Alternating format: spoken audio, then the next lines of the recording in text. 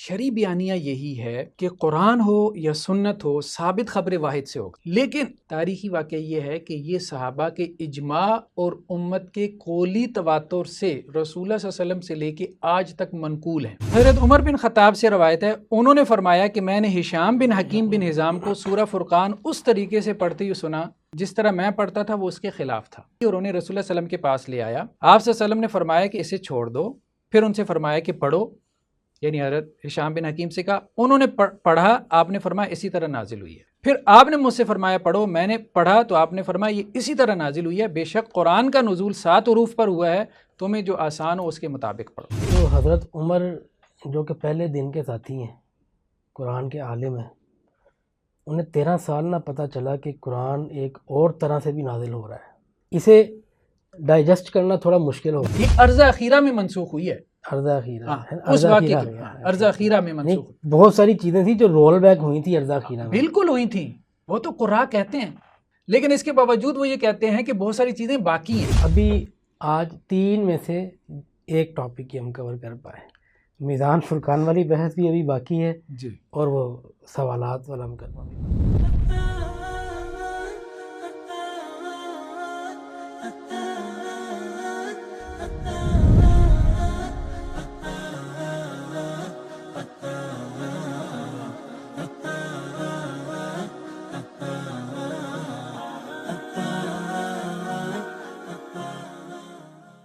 بسم اللہ الرحمن الرحیم۔ ناظرین السلام علیکم۔ پروگرام مکالمہ کے سیزن 2 کی 3rd ایپیسوڈ میں آپ کو خوش آمدید۔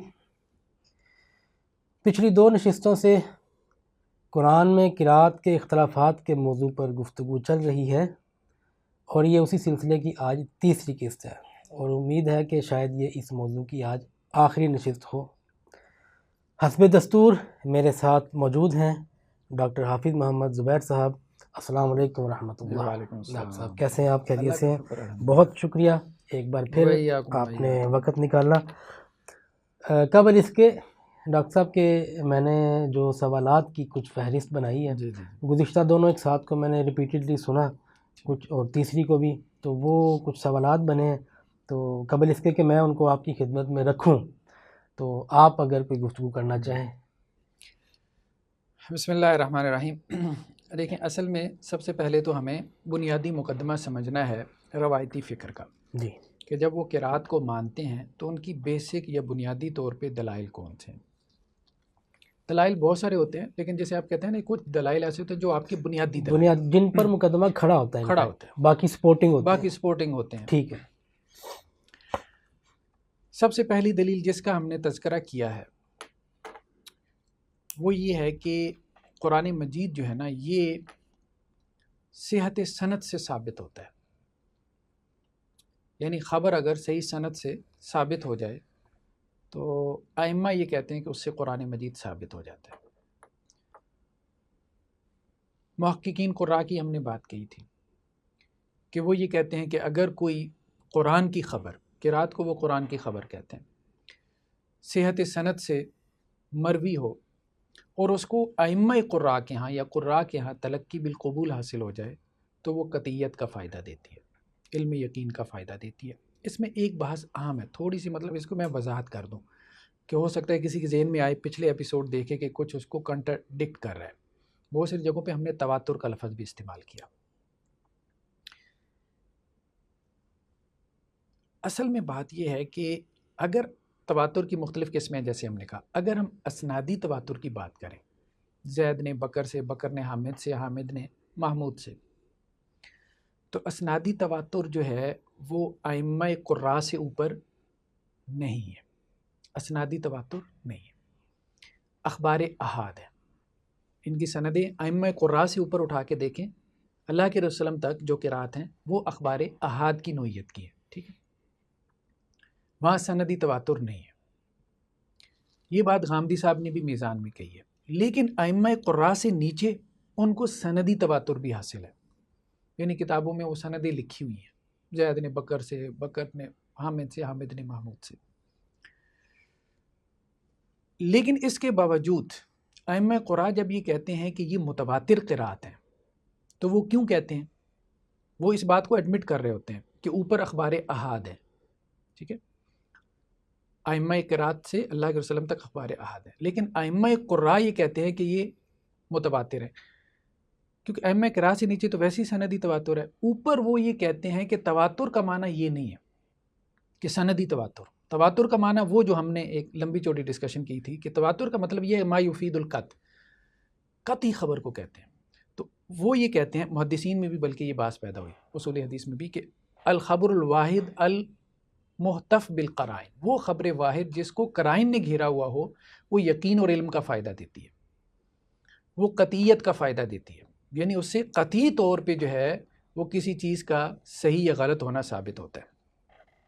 تو خبر الواحد المحتف بالقرائن ہے، وہ یہ کہتے ہیں ہے خبر واحد لیکن کیا ہے، المحتف بالقرائن ہے، رسم عثمانی سے اس کی موافقت ہو گئی، یہ قرینہ ہے، سپورٹنگ جسے ہم کہتے ہیں دلیل، وہ ہم نے کہا تھا قواعد لغوی عربیہ سے اس کی موافقت ہو گئی، یا اور ہم نے بہت ساری چیزیں ذکر کی تھی، یا ائمہ قرآن اس کو تلقی بالقبول حاصل ہو گیا ائمہ قراء کے یہاں۔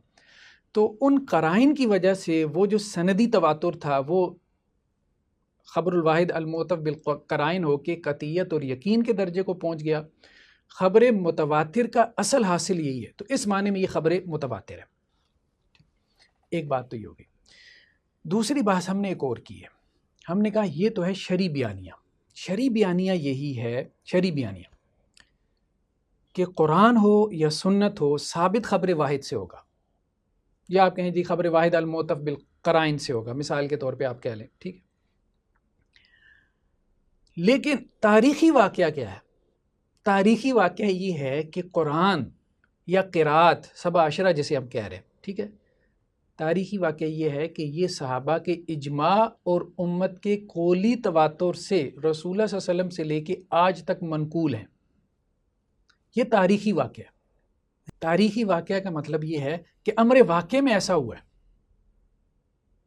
ثبوت کا ذریعہ نہیں ہے، ایسا ہی ہے نا۔ ہم یہ کہہ رہے ہیں کہ قرآن ثابت جو ہے، یعنی اگر اس طرح سے نہ بھی ہوا ہوتا، اس طرح سے نہ ہوا ہوتا تو پھر بھی قرآن ثابت ہوتا، لیکن عملاً ایسا ہو گیا، عملاً ایسا ہو گیا، پریکٹیکلی ایسا ہی ہوا ہے۔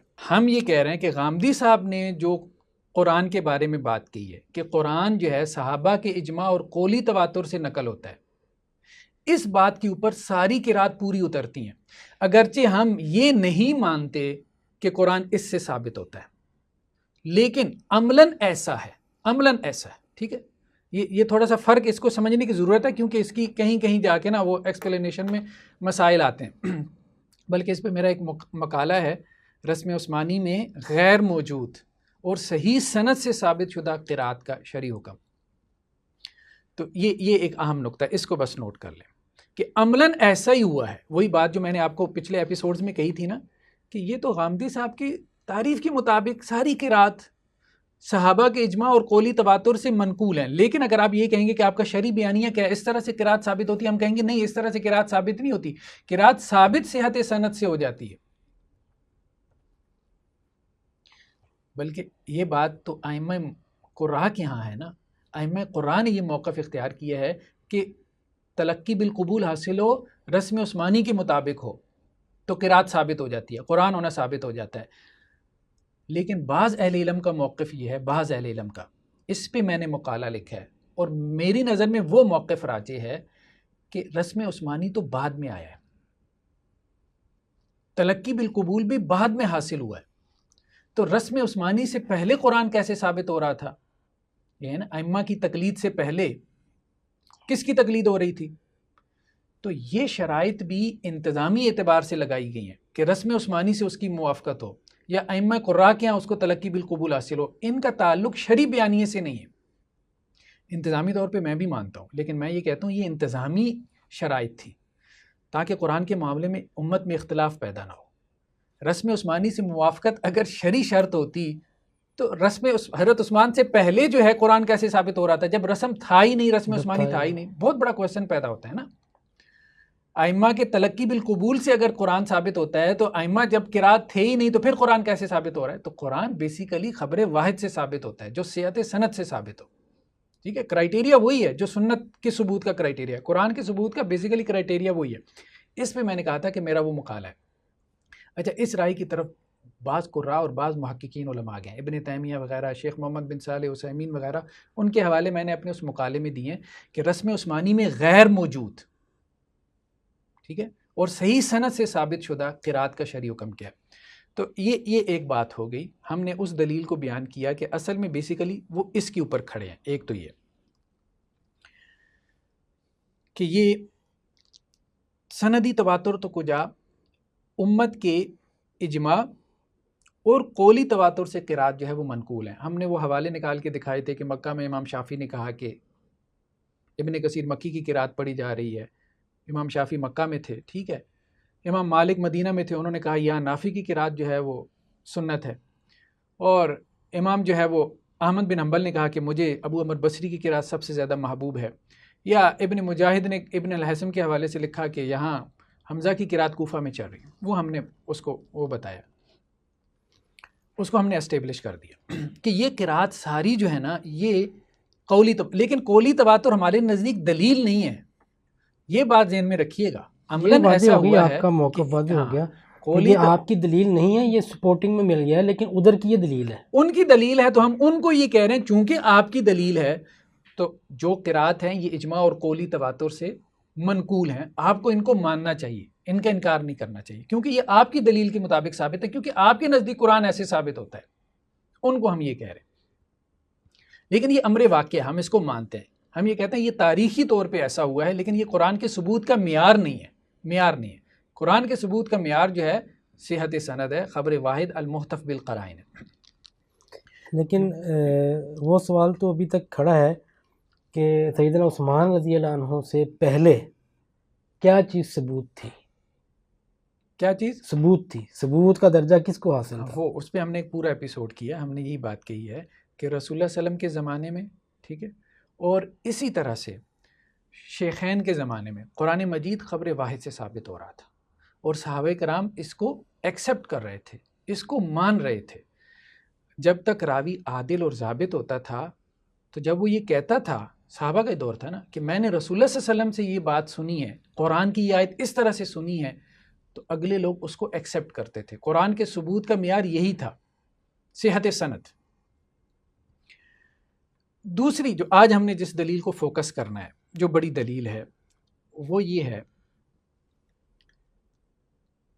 کہ ایک تو قرات عامہ کی دلیل ہو گئی، ہم نے کہا کہ قرات جو ہے وہ پبلکلی پڑھی جاتی رہی۔ دوسرا یہ ہے کہ احادیث جو ہے نا، احادیث کثرت سے مروی ہیں کہ قرآن کو ایک سے زائد طریقوں پہ پڑھا جا سکتا ہے، ٹھیک ہے۔ اب اس میں جو روایات ہیں، ہم یہ چاہیں گے کہ ہم ان کو تھوڑا سا دیکھیں۔ ایک بات تو یہ ہے کہ یہ جو روایات ہیں، یہ جو احادیث ہیں، یہ ایک قسم کی نہیں ہیں، یہ کئی ٹائپس کی ہیں۔ ٹائپس میں پھر آگے جو ہے نا آپ کو بہت راوی مل جاتے ہیں، مختلف لوگ ان روایات کو نقل کرنے والے مل جاتے ہیں۔ اب مثال کے طور پہ ابھی ہم کہتے ہیں کہ جی پہلی جو قسم ہے نا قرات کی روایات کی، وہ ہے کہ جن میں یہ الفاظ ہیں کہ انزل القرآن علی سبعۃ احرف، کہ قرآن مجید نازل ہوا ہے 7 احرف پہ، یعنی 7 احرف سے متعلقہ جو روایات ہیں، پہلی قسم ان روایات کی ہے۔ اب یہ جیسے دیکھیں، یہ اسکرین پہ صحیح بخاری کی روایت ہے، ٹھیک ہے۔ اب اس میں یہ معروف روایت ہے، یہ قامدی صاحب نے بھی اس کا تذکرہ کیا، حضرت عمر بن خطاب اور حضرت ہشام بن حکیم، ان دونوں میں اختلاف ہو گیا سورہ فرقان کے بارے میں، ٹھیک ہے۔ تو حضرت عمر رضی اللہ تعالی عنہ جو ہے وہ حضرت جو ہے وہ ہشام بن حکیم کے ساتھ الجھ پڑے، اور انہوں نے بلکہ ان کے گلے میں چادر ڈالی اور ان کو گھسیٹ کے رسول اللہ صلی اللہ علیہ وسلم کے پاس لے گئے کہ جی یہ سورہ فرقان اس طرح سے پڑھیں جس طرح سے میں نے آپ سے نہیں سنی۔ تو اللہ کے رسول نے حضرت عمر کو کہا کہ ان کو چھوڑ دیں۔ پھر اللہ کے رسول نے حضرت ہشام بن حکیم سے کہا کہ بھئی آپ پڑھیں، انہوں نے پڑھا، تو اللہ کے رسول نے کیا کہا، ہاکذا انزلت، یہ الفاظ ہیں، یہ سورت اسی طرح سے نازل ہوئی ہے۔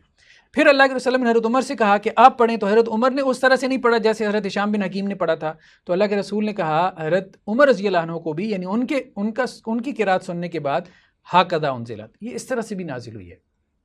انزل القرآن علی سبعۃ احرف کی جو روایات ہیں اس کا مضمون یہی ہے۔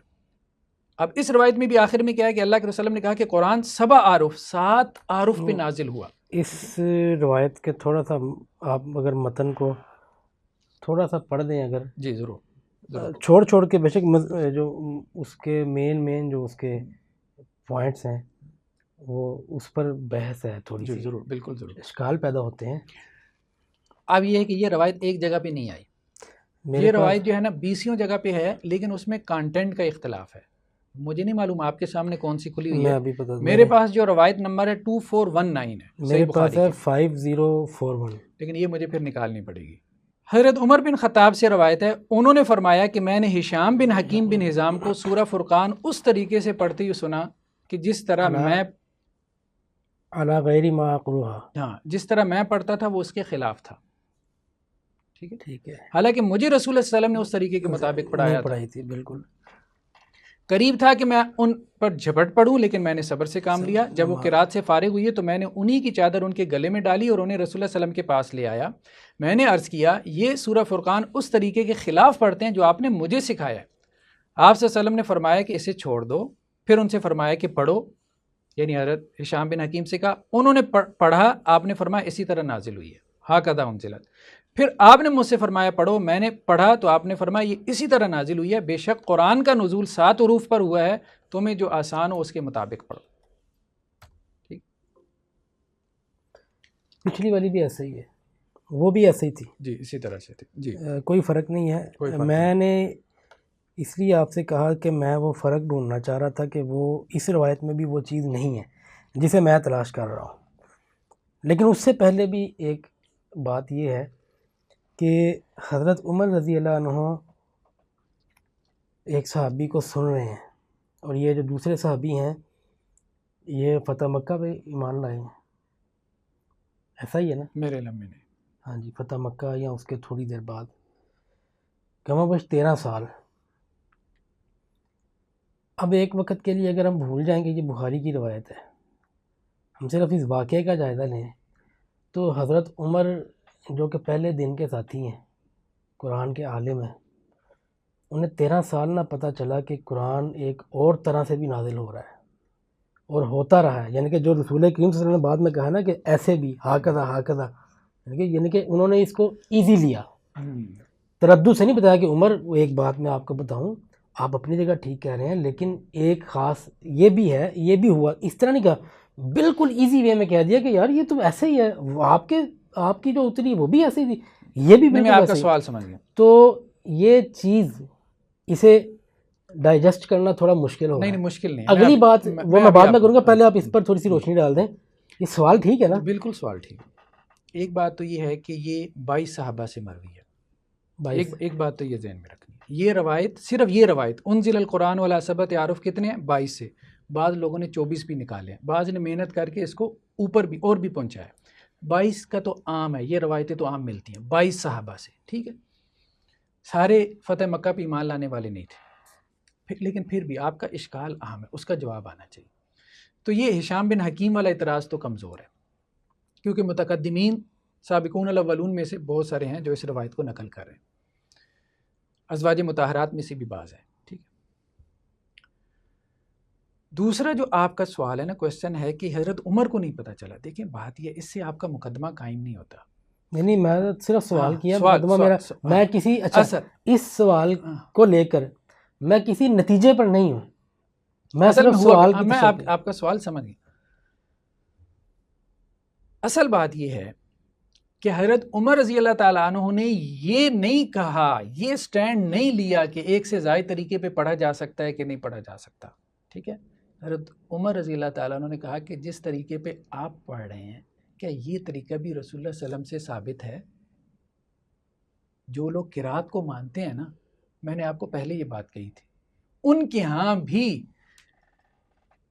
اس لفظ پہ رسول اللہ صلی اللہ علیہ وسلم وہ اس بنیادی مقدمے کو مانتے ہیں کہ ایک سے زائد قرات پہ قرآن نازل ہوا ہے، ٹھیک ہے۔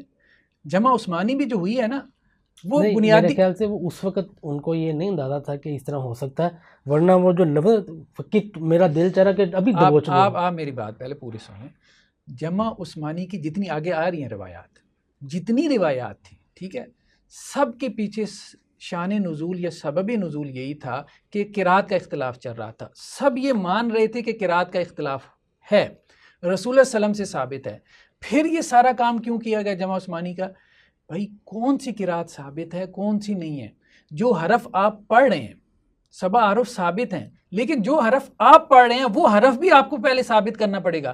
ہم یہ مانتے ہیں کہ 1 سے زائد احرف پہ قرآن کو تلاوت کرنا جائز ہے، لیکن اس سے جو آپ پڑھ رہے ہیں کیا وہ بھی نازل ہوا ہے کہ نہیں، یہ ہمیں ویریفائی نہیں ہوتا. بات سمجھ رہے ہیں؟ میں سمجھ رہا ہوں. یہ اصل میں مسئلہ ہے. ابھی میں اسی کے اندر رہنا چاہتا ہوں. یہ میں دوبارہ بتا دوں کہ میں نتیجے پر نہیں کھڑا، جب میں ہوتا ہوں میں بتاتا ہوں. یہ اشکال ہے. ابھی اس کی تسلی نہیں ہوئی، وہ اس لیے کہ اگر اس بات کو مانا جائے کہ حضرت عمر کو پتہ تو تھا کہ مختلف قرات ہیں، لیکن یہ میرے لیے اجنبی ہے، تو وہ ان کا ریاکشن وہ اتنا اگریسو نہ ہوتا. وہ یہ سوچتے، میں ان کی جگہ میں سوچتا کہ یار چلو متعدد قرات تو ہیں، لیکن یہ میں نے پہلی دفعہ سنی ہے. میں ابھی اس سے پوچھوں گا، وہ پکڑنے والی گھسیٹنے والی جو ہے نا چیز، بالکل ابھی آپ کو سکون آ جائے گا. یہ بات سیدنا عمر رضی اللہ عنہ ان جیسا جلیل القدر کون ہے؟ میں ابھی آپ کو بتاتا ہوں.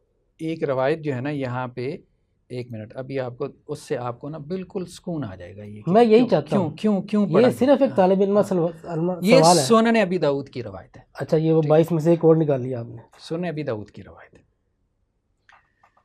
اس روایت میں یہ ہے کہ قرآن مجید 7 احرف پہ نازل ہوا، ٹھیک ہے.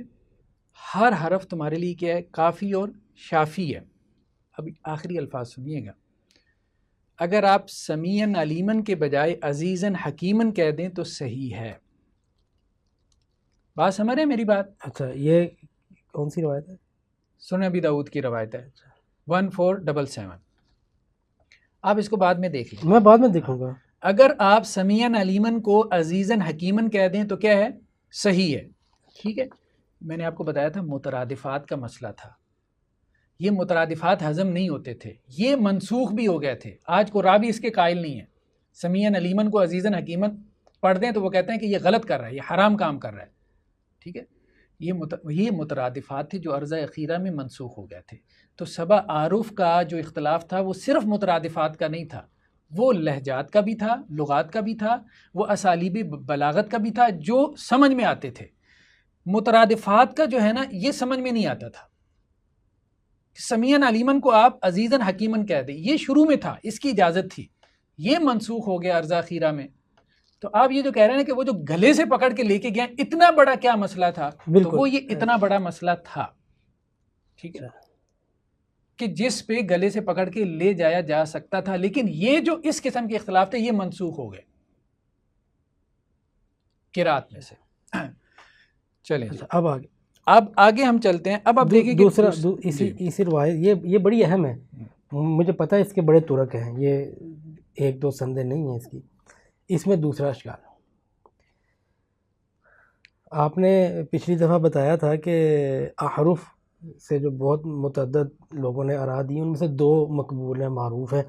وہ دونوں آپ نے کافی تفصیل سے بتا دیا تھا. ایک ابن جلیل الطبری کی، انہوں نے 3 چیزیں بتائی تھیں، مترادفات، اسالیب بلاغہ اور لہجہ. دوسری امام راضی کی کہ غائب حاضر، تذکیر تانیث والے. اچھا، یہ جو چیزیں ہیں، یہ دونوں راوی جو تھے نا یہ تو قریشی ہیں. اتنی چھوٹی نوعیت کی چیز تو نہیں ہوگی، لازماً کوئی بہت بڑی ویریشن ہوئی ہوگی قرات میں.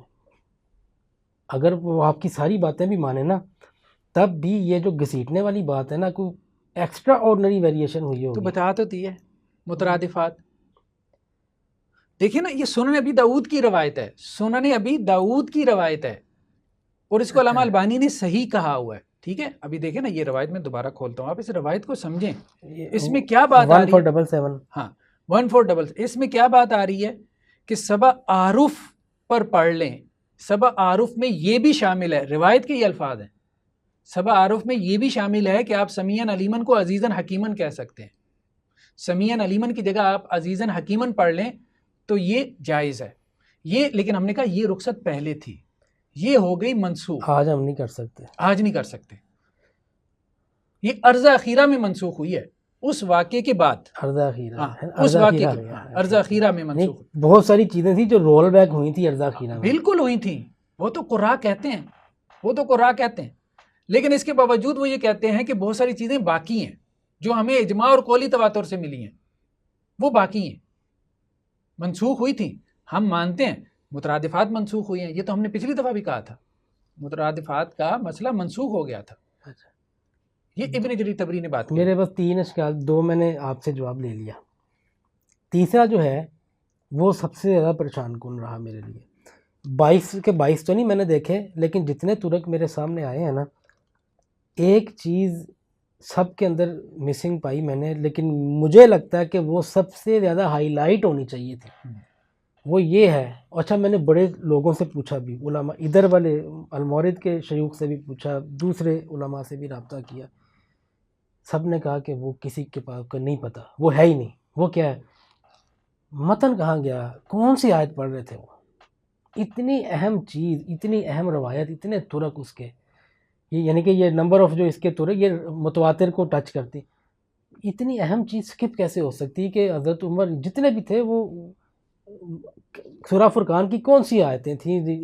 تجسس تو رہتا ہے طالب علم کو، اس کو کیسے آپ سارٹ آؤٹ کریں گے؟ ہاں میں سارٹ آؤٹ کروں گا. میں آج 279 روایات پیش کروں گا جس میں متن نہیں لفظ کا بھی ذکر ہے. ٹھیک ہے. بات یہ ہے کہ عموم سے خصوص کی طرف جائیں گے نا، ہم ایک سٹیپ بائی سٹیپ جائیں گے. ٹھیک ہے. ایک مقدمہ بنیادی طور پہ ثابت ہو گیا. اب آپ کا سوال پیدا ہوا کہ بھائی قرات کے اختلاف، یہ تو ایک عمومی بات ہے جیسے اب آپ نے کر دی. اسپیسیفکلی بتائیں نا، آپ آیت کی بات کرتے ہیں، ہم تو لفظ پہ روایتیں لے کے آئیں گے. ہاں ٹھیک، زبردست ہے، بہت اچھی بات. 279 روایات ایک آرٹیکل میں صرف الفاظ کے بارے میں ہے. یعنی کہ یہ چیز سامنے آ جائے گی کہ اس وقت وہ سورہ فرقان کی کون سی آیات تھی. آپ کہیں نا اگر اس حدیث میں کون سی آیات تھی تو وہ نہیں ملے گی. اس حدیث میں نہیں، اس کا کوئی اور ترک مل جائے، یعنی کہ حکیم بن حزام رضی اللہ عنہ نے جو ہم یہ بات نہیں کر رہے. یہ ایک واقعہ ہے، اس واقعے سے یہ پتہ چلتا ہے کہ قرات کا اختلاف ہوا. اب آپ کو مسئلہ یہ ہے کہ بھائی اس میں آیات کا تذکرہ نہیں ہے، سورت کا تذکرہ ہے، کن آیات میں اختلاف ہوا ان کا تذکرہ نہیں ہے. ایک تو اس کا طریقہ یہ ہے کہ سورہ فرقان میں قرآن نے جو اختلاف کیا وہ اٹھا لیں، ٹھیک ہے.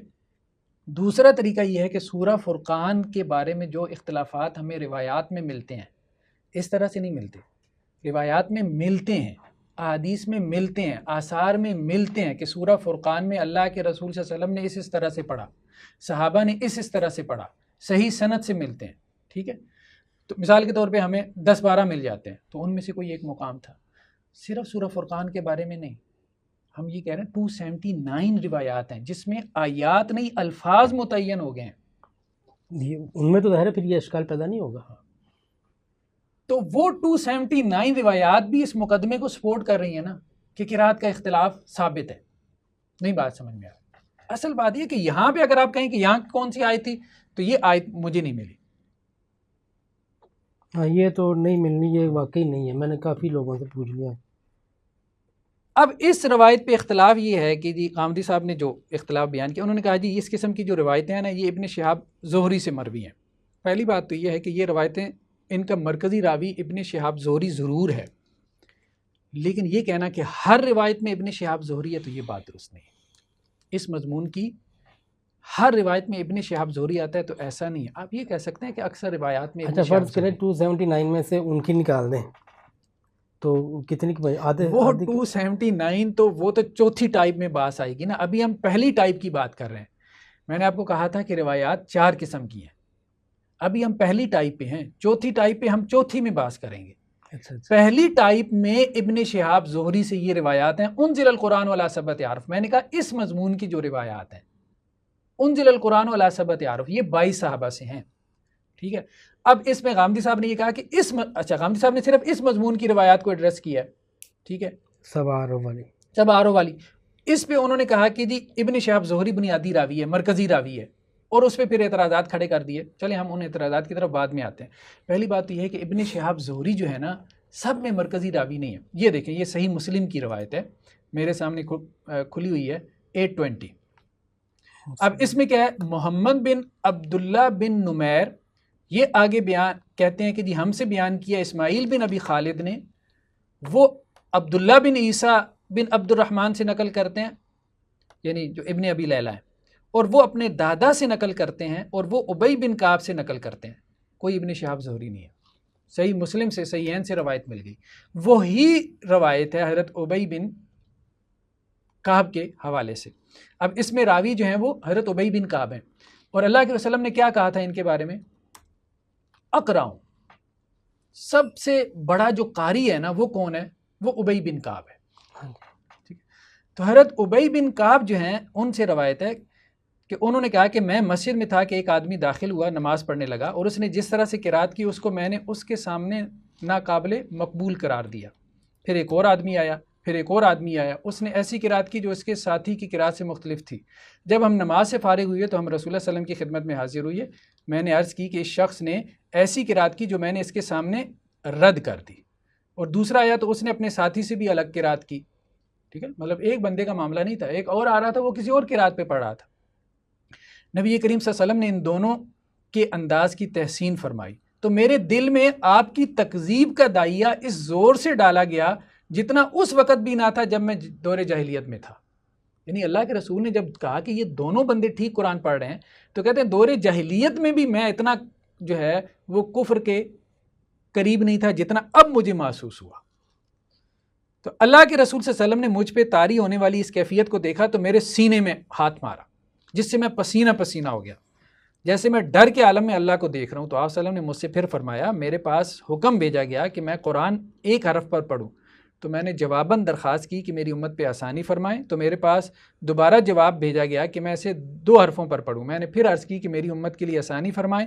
تو میرے پاس تیسری بار جواب بھیجا کہ اسے 7 حروف پر پڑھیے. ٹھیک. تو نیز آپ کے لیے ہر جواب کے بدلے میں جو میں نے دیا ایک دعا ہے جو آپ مجھ سے مانگے. تو یہ ایک اور روایت آ گئی. ٹھیک ہے, حضرت ابی بن کعب سے. مطلب اس کا وہ پورا سینیریو ڈیفرنٹ ہے. یہ مسلم 820. ہاں, مختلف پکچر ہے. ٹھیک, مضمون وہی ہے کہ قرآن 7 جو ہے 7 حروف کے اوپر, 7 احرف کے اوپر 7 قسم کے حرفوں پہ قرآن مجید کو پڑھا جا سکتا ہے, اور وہ اسی طرح سے نازل ہوئی ہے. اچھا, صحیح مسلم کی ایک اور روایت ہے, اب یہ بھی اسی مضمون کی روایت ہے. اب اس کی بھی سند جو ہے وہ ڈیفرنٹ ہے, اس میں ابن شہاب زہری نہیں ہے. ٹھیک ہے, تو کہنے کا مقصد یہ ہے کہ یہ جو اس معنی کی روایات ہیں, اب یہ جیسے سنن ابی داؤد کی روایت ہے, سنن ابی داؤد کی یہ روایت جو پہلے ہم نے ذکر کی ہے, اب اس میں بھی یہ ابو الولید الطیالسی وہ کہتے ہیں ہم سے حمام بن یحییٰ نے, ان سے قتادہ نے, ان سے یحییٰ بن یامر نے, وہ سلیمان بن سرد الخزائی سے, وہ ابی بن کعب سے نقل کرتے ہیں. ٹھیک ہے, تو کہنے کا مقصد یہ ہے کہ روایات جو ہے نا اکثر و بیشتر ٹھیک ہے یہ بات, یہ اس مضمون کی جو روایت ہیں کہ قرآن 1 سے زائد قرات پہ نازل ہو, اس میں ابن شہاب زہری ہے, لیکن ساری روایات میں نہیں ہے. دوسری اسناد سے بھی یہ روایات مروی ہیں. یعنی اس مضمون کا بنیاد صرف ابن شہاب زہری پہ نہیں. اب غامدی صاحب نے ایک اور بحث نکالی, انہوں نے کہا جی ابن شہاب زہری کے اوپر یہ اعتراضات ہیں, اگر آپ کو لگتا ہے کہ کوئی ویلڈ ہے تو ہم ڈسکس کریں گے, ورنہ ہم اس کو سکپ کر دیں گے. 2 اعتراضات انہوں نے کیے, ایک تدلیس کا اور ایک ادراج کا. تدلیس و ادراج نہیں, انہوں نے خود نہیں کیا, وہ کہتے ہیں محدثین نہیں, ڈسکس کر لیں ہم ان کو, تھوڑا سا کر لیتے. یہ میرا بیسک سٹانس نہیں ہے اس کے اوپر, لیکن ضمنی طور پر اختصار کے ساتھ. تو ابن شہاب زہری جو ہے نا, اب آپ دیکھیں ابن شہاب زہری جو ہے وہ تابعین میں سے, مطلب اگر آپ یہ مان بھی لیں کہ یہ سارا کارنامہ, یہ روایتیں گھڑنے کا یہ ابن شہاب زہری کا ہے, تو ابن شہاب زہری کا ٹائم پیریڈ کیا بنتا ہے؟ ٹھیک ہے, مطلب یہ تو دیکھیں نا, وہ براہ راست صحابہ کے شاگردوں میں سے ہیں. یہ دیکھیں ابن شہاب زہری جو ہیں, یہ ابھی ان کے اساتذہ یہ سکرین پہ آ رہے ہیں, صحابیون, یہ صرف آپ دیکھتے جائیں, صحابیون صحابیون صحابیون صحابیون صحابیون صحابیون, 20 تو صحابہ ان کے اساتذہ میں ہیں. ٹھیک ہے, 20 صحابہ ان کے اساتذہ کے اندر ہیں. حضرت امیر معاویہ رضی اللہ عنہ کے زمانے میں ان کی پیدائش ہو رہی ہے. اب مجھے بتائیں کہ 50 ہجری کے قریب کسی آدمی کا پیدا ہونا, کیا ہے 50 ہجری؟ خلفائے راشدین کے بعد کا متصل بعد کا دور ہے. اب یہ دیکھیں ان کے اسکرین کے اوپر کتنے صحابی آ رہے ہیں, یہ آپ گننا شروع کر دیں جو ان کے اساتذہ میں ہیں. کوئی 50 سے زائد تو صحابی ہیں ان کے اساتذہ میں. تو ایک بندہ جو صحابہ سے علم لے رہا ہے, ٹھیک ہے, اور وہ صحابہ کے زمانے میں پیدا ہو رہا ہے, ٹھیک ہے, اب آپ کہہ رہے ہیں کہ جی اس نے یہ روایتیں گھڑی ہیں. مثال کے طور پہ ہم 2 منٹ کے لیے مان لیں, گھڑے والا لفظ تو نہ میں کہہ رہا ہوں, انہوں نے کہا وہ تدلیس اور ادراج والا ہی ہے. تدلیس اور ادراج ہے نا, تدلیس اور ادراج کی بنیاد پہ کیا کہا کہ ہم ان کی روایتیں قبول نہیں کریں گے. ٹھیک ہے, یہی کہا ہے نا اس بنیاد. ویسے میدان میں کچھ روایتیں لائے بھی ہیں, وہ نہیں, اس کو ہم بعد میں ڈسکس کرتے ہیں نا. اصل بات یہ ہے, یہ چیز تو اسٹیبلش ہو جاتی ہے نا 50 ہجری میں، یہ تو آپ مان گئے نا غامدی صاحب کہ 50 ہجری میں یہ اختلاف موجود تھا، مطلب ابن شہاب زہری ہی اس کو سب سے پہلے نقل کرنے والا ہو، اس نے اپنی طرف سے یہ اختلاف بنا کے سوسائٹی میں عام کر دیا ہو، اس سے بھی کیا ثابت ہوتا ہے بندہ کس زمانے کا ہے یار. یہ تو دیکھیں نا، گویا کہ امت یعنی رسول اللہ علیہ وسلم کی دنیا سے 50-60 سال بعد جانے کے بعد قراتوں کا اختلاف آپ مان گئے ہیں کہ امت میں موجود تھا. چلے ابن شہاب زہری سے ہی شروع ہو گیا، اسی سے شروع ہو گیا، لوگوں نے اسی کو بنیاد پہ آگے روایتیں نقل کرنا شروع ہو گئی، وہی مرکزی کردار ہم نے مان لیا.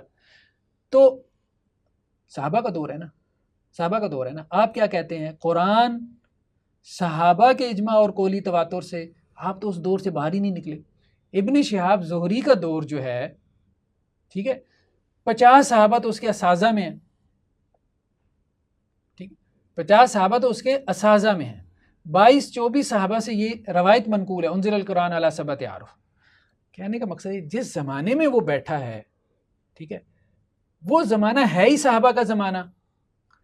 اس کو بھی آپ اگر پن پوائنٹ کر کے کہیں گے کہ جی یہاں سے قرات کا مسئلہ شروع ہوا، اس سے پیچھے نہیں تھا، تو اس سے پیچھے ہے کیا بھائی؟ اللہ کے رسول صلی اللہ علیہ وسلم، اس سے پیچھے کیا ہے؟ درمیان میں کتنی صدیاں ہیں؟ تو یہ آپ کی دلیل بنیادی طور پہ بنتی نہیں ہے. یا تو آپ ابن شہاب زہری کو دکھاتے نہیں بنایا، واقعی بنیادی نہیں بنایا انہوں نے. دوسری بات یہ ہے کہ اب آپ دیکھیں یہ بات جو انہوں نے اعتراض کی ہے نا کہ جی ابن شہاب زہری جو ہے نا، اچھا یہ تو میں نے ان کے صرف اساتذہ دکھائے ہیں نا، ان کے تلاميذ دیکھے تو وہ ایک علیحدہ بات ہے. ابن شہاب زہری کے بارے میں امام لیث بن سعد کا قول پیش کر دیا، اور وہ بھی ان کی خط و کتابت ہوئی ہے امام مالک کے ساتھ، وہ ہم نے اپنی کتاب میں تفصیل سے اس کو ڈسکس کیا. تو امام لیث بن سعد نے بیسیکلی جو ہے وہ امام مالک کے ساتھ اختلاف کرتے ہوئے یہ بات کہی ہے کہ ابن شہاب زہری جو ہے نا وہ فقہ میں کمزور ہیں، یعنی کبھی ایک فتویٰ دیتے ہیں کبھی دوسرا فتویٰ دے دیتے ہیں. اچھا اس کا تعلق ان کی روایت سے کیا ہے؟ ایک ڈاکٹر جو ہے انجینئر نہیں ہے. اچھا ایک چھوٹے سے حوالے سے، چھوٹے سے پہلو سے اس کا تعلق ضمنی طور پر ہو سکتا ہے، کیونکہ جب روایت کوئی راوی بیان کرتا ہے تو لا محالہ کسی نہ کسی حد تک اس کا فہم کا کچھ نہ کچھ عمل دخل ہوتا ہے. ہو سکتا ہے کسی کی فقاہت سکلز ویک ہوں تو وہ ایک روایت کو اپنی عقل کے تحت ایک نتیجہ خیز بنا کر پریزنٹ کر رہا ہو، لیکن وہ نتیجہ غلط ہو، روایت ٹھیک ہو، تو یہاں سے مسئلہ پیدا ہو سکتا ہے. دو چیزیں ہوتی ہیں، دیکھیں روایت جو ہے نا پورا ہمارا اصول حدیث کا علم، اس کے اندر بنیادی اصطلاحات پہ اگر آپ غور کریں نا تو وہ کھڑا ہے تحمل اور ادا پہ. جیسے آپ نے اٹھائی ویسے آپ نے آگے ادا کرنی ہے، غور و فکر کر کے نتائج نکال کے اس میں اضافہ نہیں کرنا. ہاں کرنا تو نہیں ہے. روایت کا پورا جو سٹرکچر ہے وہ تحمل اور ادا کے اوپر کھڑا ہے. اچھا امام لیث بن سعد کے الفاظ سنیں نا، امام لیث بن سعد کے الفاظ کیا ہیں کہ میں نے ابن شہاب زہری جیسا عالم نہیں دیکھا کہ جس نے احادیث جمع کی ہوں اور جس کے پاس ان جیسا حدیث کا علم ہو. جب حدیث کی بات آتی ہے نا تو امام لیث بن سعد بھی ان کے محدث ہونے کے مقام اور مرتبے کا اعتبار کرتے ہیں، تو پھر آپ وہاں پہ امام لیث بن سعد کا قول کیوں نہیں نقل کرتے؟ یہ بات نام دوبارہ بتائیے گا، کنہوں نے کہا تھا کہ ان سے بڑا؟ لیث بن سعد، انہی نے کہ جن کا غامدی صاحب نے اعتراض نقل کیا ہے امام لیث بن سعد کے حوالے سے. غامدی صاحب نے یہ کہا ہے کہ امام لیث بن سعد کہتے ہیں کہ یہ فتوے میں کمزور تھے، کبھی ایک فتویٰ دیتے تھے کبھی دوسرا. وہی امام لیث بن سعد کیا کہہ رہے ہیں کہ ان سے بڑا عالم میں نہیں دیکھا جو حدیثوں کو جمع کرنے والا ہو، اور ان سے زیادہ حدیث کا علم رکھنے والا میں نے نہیں دیکھا. تو جو بڑے علماء ہوتے ہیں نا وہ فیلڈ کا فرق کرتے ہیں، وہ دیکھتے ہیں کہ اس بندے کا تخصص جو ہے وہ حدیث کا ہے، یہ بندہ فقاہت کے میدان کا ہے. ایک بڑے فقیہ کے لیے ضروری نہیں کہ وہ بہت بڑا محدث بھی ہو، ضروری نہیں ہے. ایک بہت بڑے محدث کے لیے ضروری نہیں ہے کہ وہ بہت بڑا فقیہ بھی ہو. اس بات کو انڈرسٹینڈ کرنے کی ضرورت ہے. پھر اب آپ دیکھیں یہ صرف امام لیث بن سعد کی نہیں، یہ سامنے دیکھیں آپ، یہاں ائمہ کے اقوال اگر آپ دیکھیں، یہ جو میں سامنے دکھا رہا ہوں نا، ٹھیک ہے، تو یہ آپ دیکھیں کہ امام ابن شہاب زہری کے بارے میں کیسے کیسے اقوال ہیں. ٹھیک ہے، کیسے کیسے اقوال ہیں. مالک بن انس کہتے ہیں, امام مالک بن انس کہتے ہیں ابن شہاب زہری باقی رہ گئے ہیں اور ان کی نظیر دنیا میں نہیں ملتی.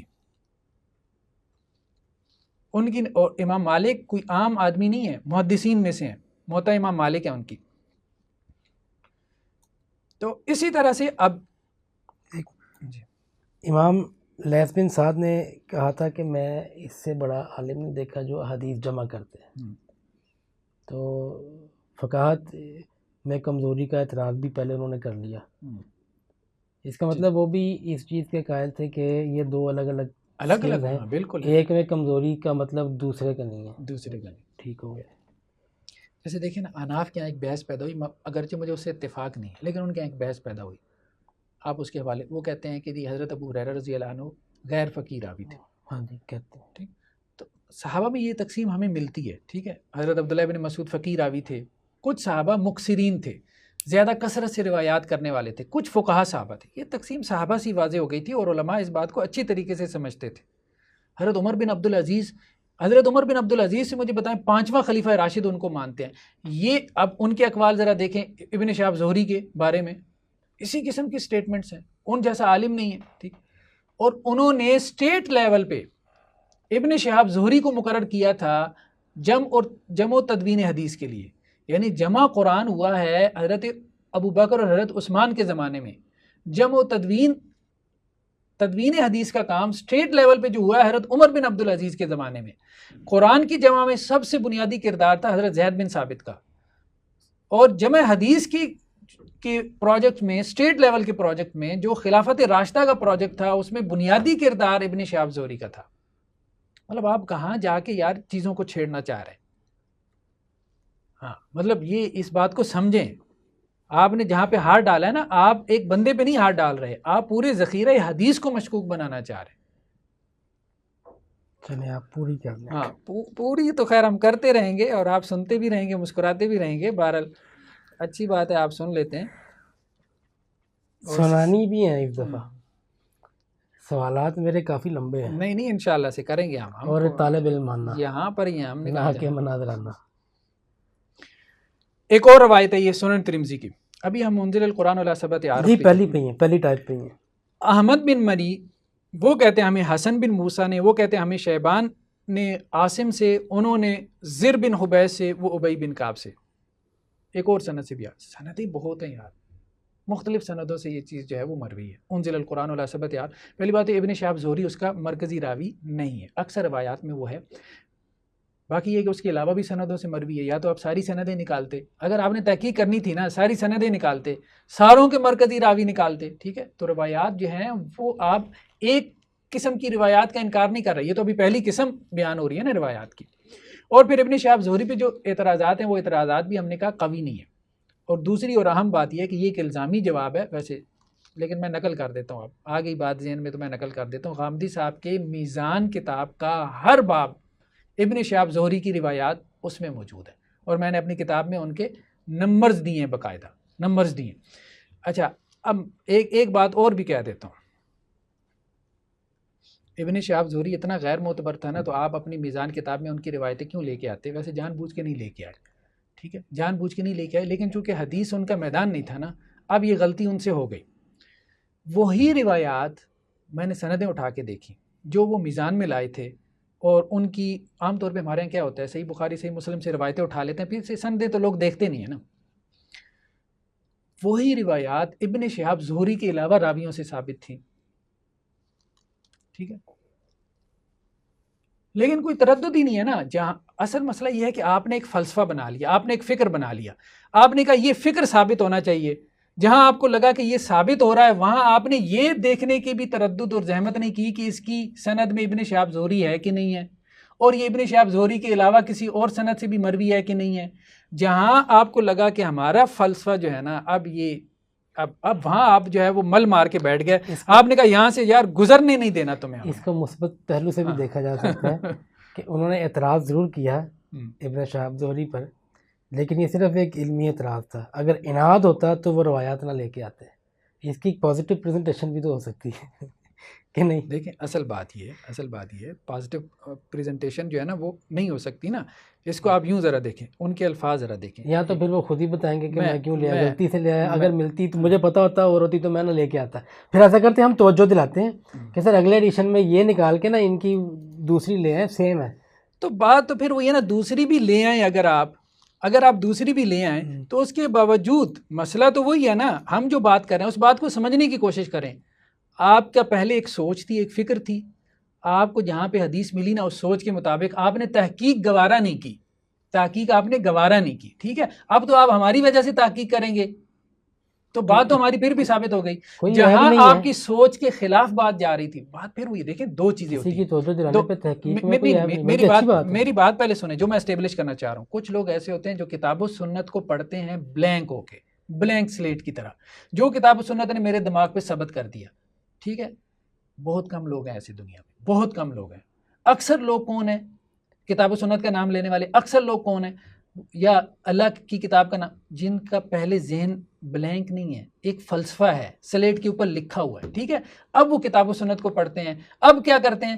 کتاب و سنت کو اس کے مطابق بناتے ہیں. میں ذاتی طور پر تو اسی چیز پہ کر رہا ہوں کہ خالی ہوئے بغیر قرآن و سنت میں جائیں گے تو پھر آپ اپنے مسلک کی دفاع کی دلیلیں لے کے آئیں گے، آپ کو کچھ نہیں ملے گا. تو وہ یہی چیز یہاں سے اب ثابت ہو رہی ہے نا. اب آپ اس کو کہیں نہ کہیں، آپ اس کو مانے نہ مانے وہ ایک علیحدہ بات ہے. ٹھیک ہے، یہاں پہ دیکھیں ان کے الفاظ کیا ہیں غامدی صاحب کے. بات ماننے یا نہ ماننے کی نہیں ہے، بات یہ ہے کہ ہم محرک طے کر رہے ہیں.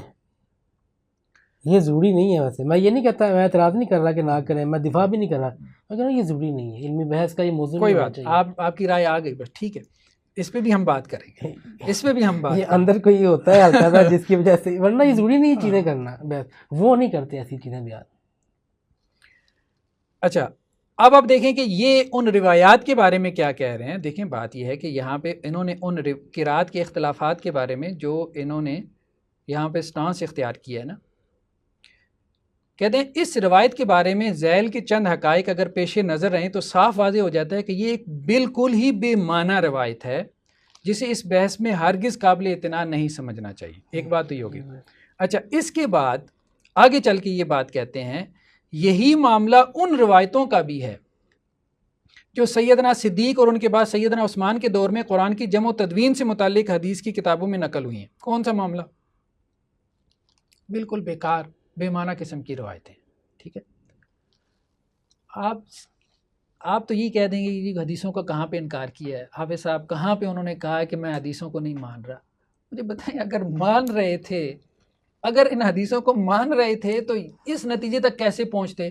ان حدیثوں کو مان کے کوئی اس نتیجے پہ نہیں پہنچ سکتا. یا تو آپ مجھے سمجھا دیں کہ حافظ صاحب ان حدیثوں کو مان کے بھی غامدی صاحب کا نقطہ نظر ثابت ہو سکتا ہے، پھر تو چلے میں درمیان میں رستہ نکال لوں. میرا خیال ہے ہم جس ایڈوانس لیول پر آ گئے ہیں نا، آپ کی سوچ ہماری سوچ، ہمیں پتہ ہے کہ ماننے یا نہ ماننے سے مراد کیا ہے.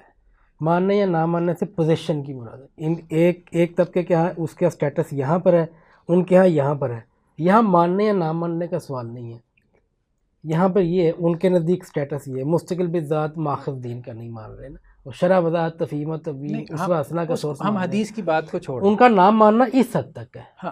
ہم صرف یہ بات کہہ رہے ہیں کہ ان روایات کو، یہ جو وہ کہہ رہے ہیں سیدنا ابو بکر صدیق کے زمانے میں جمع قرآن ہوا، سید عثمان رضی اللہ عنہ کے زمانے میں جمع قرآن ہوا، یا یہ جو قرات کے بارے میں آپ روایتیں لے کے آ رہے ہیں، ان روایات کو، حدیث کو ابھی چھوڑ دیتے ہیں. وہ تو آپ کہیں گے نا میزان تو بھری پڑی ہے، میں نے بھی مان لیا یار میزان حدیثوں سے بھری پڑی ہے. مجھے یہ بتائیں ان روایات کو، یہ جو قرات کے باب میں ہے، جمع و تدوین قرآن کے بارے میں جو روایات ہیں جن سے حدیث کی کتابیں بھری پڑی ہیں، ٹھیک ہے، وہ ہم آگے چل رہے ہیں نا، ان روایات کو مان رہے ہیں وہ کہ نہیں مان رہے. اب اگر یہاں پہ بھی آپ کہیں گے نا کہ حافظ صاحب آپ ایسی خامخواہ تکلف کر رہے ہیں، وہ تو ان روایات کو بھی مانتے ہیں، پھر یار آپ مطلب میں کیا کہوں گا. پھر نہیں، میں نے تو ابھی کچھ نہیں کہا، جب میں کچھ کہہ ہی نہیں رہا. واضح طور پہ اب پھر یہ صفحے کالے کرنے کی کیا ضرورت تھی اگر ان روایات کو بھی ماننا تھا؟ پھر یہ کہنے کی کیا ضرورت تھی کہ قرات یہ ساری روایات بے معنی ہیں؟ ٹھیک ہے، پھر یہ کہنے کی ضرورت کیا تھی کہ قرات سارا جو ہے وہ فتنہ عجم ہے؟ پھر یہ مقدمہ کھڑا کرنے کی ضرورت کیا تھی کہ ابن شہاب زہری مدلس راوی ہے، وہ ادراج کرتا ہے؟ ساری باتیں ٹھیک ہے، آپ نے لفظ نہیں بولا کہ میں روایتوں کا انکار کر رہا ہوں، لیکن آپ کے صفوں کے صفحے چیخ چیخ کے یہ بتا رہے ہیں کہ آپ ان روایتوں کا انکار کر رہے ہیں. آپ نہیں مان رہے ان کو، کیونکہ ان روایتوں کو مان کے آپ کا مقدمہ کیسے ثابت ہوتا ہے؟ یہاں مجھے سمجھا دیں، آپ سمجھا دیں گے تو میں مان لوں گا کہ جی غامدی صاحب ان روایتوں کو مانتے ہیں۔ تو بات یہ ہے کہ اس بات کو سمجھنے کی ضرورت ہے کہ روایتوں کا انکار کیے بغیر آپ اس مقدمے تک نہیں پہنچ سکتے جس تک غامدی صاحب نے پہنچانے کی کوشش کی ہے، اور انہوں نے روایتوں کا انکار کیا ہے۔ اب آپ دیکھیں اس کے بعد یہ ایک اور روایت ہے، یہ سنن نسائی کی روایت ہے، ٹھیک ہے۔ اب اس میں کیا ہے، محمد بن سلمہ اور حارث بن مسکین، ٹھیک ہے، وہ ابن القاسم سے، وہ مالک سے، وہ ابن شہاب سے۔ اب یہاں پہ بھی ابن شہاب آ گئے ہیں اس روایت کے اندر بھی اتفاق سے، خیر۔ تو چلیں بہرحال ایک قسم کی روایتیں تو یہ ہوگی انزل القرآن علی سبعۃ احرف۔ اچھا، دوسری قسم کی روایات جن سے قرات کا اختلاف ثابت ہوتا ہے وہ جمع ابی بکر کے بارے میں، کہ قرآن مجید جو ہے حضرت ابو بکر کے زمانے میں جمع ہوا۔ اب یہ بھی روایتیں عام ہیں، صحیحین کی روایتیں، صحیح بخاری، صحیح مسلم، صحیح ستہ بھری پڑی ہے ان روایتوں سے، ٹھیک۔ مثال کے طور پہ یہ صحیح بخاری کی روایت ہے 4986، اس میں یہ ہے کہ حضرت زید بن ثابت کہتے ہیں کہ جنگ یمامہ میں اب قراء صحابہ جو ہے وہ شہید ہو گئے، تو اس وقت تک میڈیم کیا تھا قرآن کے حفظ کا، وہ میمورائزیشن تھی، زبانی یاد کرنا تھا۔ تو حضرت ابو بکر صدیق رضی اللہ عنہ کے پاس جو ہے وہ حضرت عمر آئے اور انہوں نے کہا کہ جنگ یمامہ میں جو ہے وہ کافی سارے قاری قرآن شہید ہو گئے، اور اگر اسی طرح سے قرآن شہید ہوتے رہے تو قرآن مجید ضائع ہو جائے گا، تو ہمیں کیا کرنا چاہیے، قرآن کو جمع کر لینا چاہیے۔ تو میری خواہش یہ ہے، حضرت عمر نے کہا حضرت ابو بکر کو رضی اللہ عنہما، کیونکہ وہ خلیفہ تھے، کہ آپ قرآن کو جمع کرنے کا حکم دیں۔ تو حضرت ابو بکر رضی اللہ عنہ نے انکار کر دیا، کیف تفعلان ما لا یفعل رسول، کیف تفعل شیئا لم یفعل رسول اللہ صلی اللہ علیہ وسلم، ٹھیک ہے۔ حضرت ابو بکر نے حضرت عمر کو کہا، یہ الفاظ اہم ہیں، ٹھیک ہے، ہاں جی، یہ الفاظ اہم یاد ہیں ہے ساری رہا کہ آپ وہ کام کیسے کریں گے جو اللہ کے رسول نے نہیں کیا۔ یعنی جمع قرآن رسول اللہ صلی اللہ علیہ وسلم کے زمانے میں نہیں ہوا تھا، جمع قرآن، کتابت قرآن اور چیز ہے، جمع قرآن اس اور روایت چیز کی روشنی میں، اس روایت کی روشنی میں یہ ایک روایت نہیں ہے، پھر ہم وہی کہیں گے یہ دوسری ٹائپ کی روایات ہے۔ ہاں اب دوسری ٹائپ شروع یہ ہوگی، دوسری ٹائپ کی روایات ہے، یہ جمع تدوین والی دوسری ٹائپ کی روایت۔ حضرت ابو بکر کے زمانے میں جمع قرآن ہوا، تو حضرت عمر بن خطاب رضی اللہ عنہ نے حضرت ابو بکر کو آمادہ کیا، پھر کہا کہ جی کس کی ڈیوٹی لگائیں، تو حضرت زید بن ثابت کی ڈیوٹی لگائی گئی، کیونکہ وہ اس معاملے میں اللہ کے رسول کے زمانے میں بھی وہ ایک اعتبار سے جو جتنے بھی کاتبین وہی تھے وہ ان کے کیا تھے، سردار تھے، امام تھے، ان کے سید تھے۔ تو حضرت زید بن ثابت جب ان کو بلوایا گیا تو انہوں نے بھی یہ بات کہی، دونوں کو کہی، کیف تفعلون شیئا لم یفعل رسول اللہ صلی اللہ علیہ وسلم، آپ وہ کام کیسے کرو گے جس کا اللہ کے رسول نے نہیں کیا۔ تو رسول اللہ کے زمانے میں وہ جمع قرآن نہیں تھا۔ پھر اس کا نمبر بتا دیں، ایک کا ہے جی، اس میں سے یہ ہے 4986، صحیح بخاری کی روایت ہے 4986۔ اچھا، اس کے بعد کیا ہوا، حضرت زید بن ثابت یہ کہتے ہیں، اب وہ انہوں نے قرآن مجید کو جمع کیا، تو وہ یہ کہتے ہیں کہ پھر میں قرآن مجید جمع کرتا تھا، ٹھیک ہے، کہاں سے جمع کرتا تھا، پھر میں اس کو جمع کرتا تھا کھجور کی شاخوں سے، ٹھیک ہے، باریک پتھروں سے، پتھر کی سلوں سے، اور لوگوں کے سینوں سے، مختلف الفاظ آتے ہیں۔ اللہ کے وسلم کے زمانے میں یہ لکھا گیا تھا لیکن متفرق تھا، کسی صحابی کے پاس کچھ قرآن لکھا ہوا تھا، کسی کے پاس کچھ لکھا ہوا تھا، اسٹیٹ لیول پہ رسول اللہ صلی اللہ علیہ وسلم نے ایک جگہ پہ قرآن مجید کو جمع نہیں کیا۔ یہ جمع ہوا ہے حضرت ابو بکر کے زمانے میں۔ اچھا، حضرت ابو بکر کے زمانے میں بھی یہ بین الدفتین نہیں تھا، یہ بات ذہن میں رکھنی ہے، ٹھیک ہے۔ حضرت ابو بکر کے زمانے میں اسٹیٹ لیول پہ ایک جگہ پہ جمع ہو گیا۔ اللہ کے رسول کے زمانے میں سارا قرآن لکھا ہوا تھا، زبانی بھی یاد تھا، لکھا ہوا بھی تھا، لیکن بکھرا ہوا تھا، متفرق تھا، ٹھیک ہے۔ حضرت ابو بکر کے زمانے میں وہ سارا لکھا ہوا جو تھا، جو صحابہ نے لکھا تھا رسول اللہ صلی اللہ علیہ وسلم کے کہنے پہ، وہ سب گواہوں کے ساتھ، وہ پھر روایات میں اس کا جو ہے نا وہ، لیکن آپ کہہ رہے ہیں کہ وہ بھی مصحف کی شکل میں نہیں تھا، مصحف کی شکل میں نہیں تھا، مصاحف کی شکل میں تھا۔ کون سا؟ ابھی میں وہ بات کرنے لگا ہوں۔ حضرت ابو بکر کے زمانے میں جب یہ ہوا تو صحیح بخاری کے الفاظ کیا ہیں، فکانت الصحف عند ابی بکر، کہ وہ صحیفے تھے، اصل میں مصحف نہیں تھا، ٹھیک ہے، صحف کے لفظ ہے، یعنی جیسے آپ قرآن مجید 30 پاروں کی صورت میں ہو، ٹھیک ہے، تو صحف سے مراد یہ ہے کہ وہ بھی انہوں نے پارٹس میں جمع کیا تھا، بین الدفتین جمع نہیں کیا تھا، لیکن ایک جگہ پہ اب جمع ہو گیا تھا، ایک جگہ پہ جمع ہو گیا تھا۔ یہ صحف حضرت ابو بکر کے پاس رہے، جب وہ فوت ہو گئے تو حضرت عمر کے پاس آ گئے، پھر حضرت عمر کے فوت ہونے کے بعد یہ حضرت حفصہ کے پاس آ گئے رضی اللہ عنہ، جو ان کی بیٹی بھی تھی اور ازواج مطہرات میں سے بھی تھی۔ دوسری جمع جب ہوئی ہے حضرت عثمان کے زمانے میں، ٹھیک ہے، وہ بین الدفتین تھی، وہ پہلی جمع تھی جو بین الدفتین تھی اسٹیٹ لیول کے اوپر، یعنی دو گتوں کے درمیان قرآن مجید کو پہلی مرتبہ جمع کیا گیا حضرت عثمان کے زمانے میں۔ وہ پھر انہوں نے حضرت حفصہ سے یہ صحف منگوائے تھے حضرت عثمان نے، اور پھر وہ کام اسٹیٹ لیول پہ ہوا تھا۔ تو دوسری قسم کی روایات جو ہم کہہ رہے ہیں وہ یہ والی ہے جمع ابو بکر کے بارے میں، ٹھیک ہے۔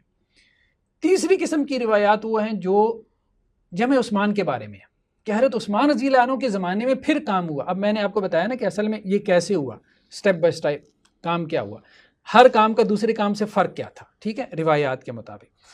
تو اب اس میں یہ معاملہ ہے، اس میں پس منظر یہ ہے کہ آرمینیا اور آذربائیجان کے یہ جو علاقے آج بھی موجود ہیں، بلکہ ان کی جنگ بھی معروف ہے، یہاں پہ جو ہے وہ اسلامی لشکر لڑ رہے تھے، اور سیدنا جو حذیفہ تھے یہ یہاں پہ سپہ سالار تھے۔ تو لوگ قرآن پڑھنے میں اختلاف کر رہے تھے، ٹھیک ہے، قرآن پڑھنے میں لوگوں کا اختلاف ہو رہا تھا۔ تو حضرت حذیفہ نے جب یہ دیکھا تو وہ اس سے ڈر گئے۔ الفاظ کیا ہیں؟ حضرت حذیفہ نے حضرت عثمان کو کہا یا امیر المومنین ادرک هذه الامہ قبل ان یختلفوا فی الکتاب اختلاف الیہود والنصارى، ٹھیک ہے۔ کون کس کو کہہ رہا ہے؟ حضرت حذیفہ جو سپہ سالار تھے، انہوں نے جب سرحدوں پہ دیکھا، اب لشکر میں تو مختلف علاقوں سے لشکر آئے ہوتے ہیں نا، مختلف علاقوں سے لشکر آئے ہوتے ہیں، اللہ کے وسلم کے صحابہ مختلف علاقوں میں پھیل گئے تھے لشکر میں، تو اب شام سے بھی لوگ آ رہے ہیں، بصرہ سے بھی آ رہے ہیں سرحدوں پہ لڑنے کے لیے، مکہ اور مدینہ سے بھی آ رہے ہیں۔ ہر شہر کے لوگوں نے اپنے شہر کے صحابہ سے کیا کیا ہے؟ قرآن حاصل کیا ہے، ٹھیک ہے۔ ان کے قرآن میں اختلاف ہے، اب جو تو مکہ میں ہے وہ تو ظاہری بات ہے سارے ایک ہی پڑھ رہے ہیں نا، جو مدینہ میں وہ سارے ایک پڑھ رہے ہیں، ان کا ایکسپوئر نہیں ہوا۔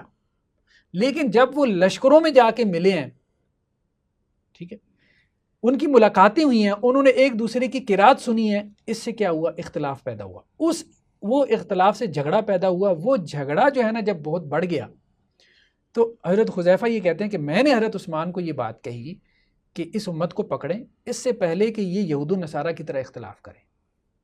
یہ قرآن پڑھنے میں اختلاف کر رہے ہیں اور ایک دوسرے کے قرآن کو نہیں مان رہا، کیونکہ ہر ایک نے اپنے شہر کے قاری سے قرآن لیا ہے۔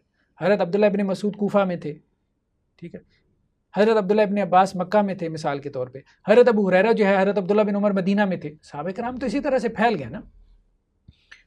تو حضرت ابو موسیٰ اشعری جیسے بصرہ میں، تو اسی طرح سے صحابہ کرام نے اوقات گزارے مختلف شہروں میں، تو ان سے قرآن آگے لوگوں نے پڑھا ہے، ٹھیک ہے۔ یہ حضرت حذیفہ والے الفاظ ذرا بتا دیں دوبارہ، جو کہا تھا کہ ذرا خبر لیں۔